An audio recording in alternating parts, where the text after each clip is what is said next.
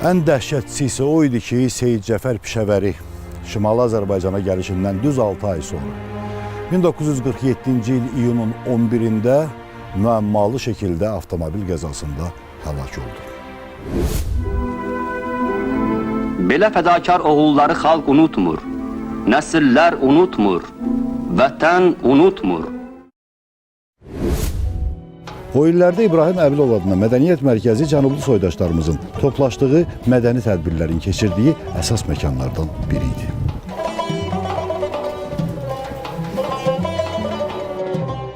Ana, sənin mühacirətdə olan evladların arasında istedadlı gənclər çoxdur.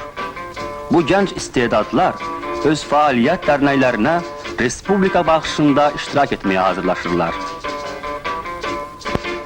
Yağış ağada, laleler üstə, keçmiş məhəbbətindən xatirələr yadır, dağıdır külək, qəlbimin yurdun, gözlərim yolda qaldı, axır qəmdən yanaram.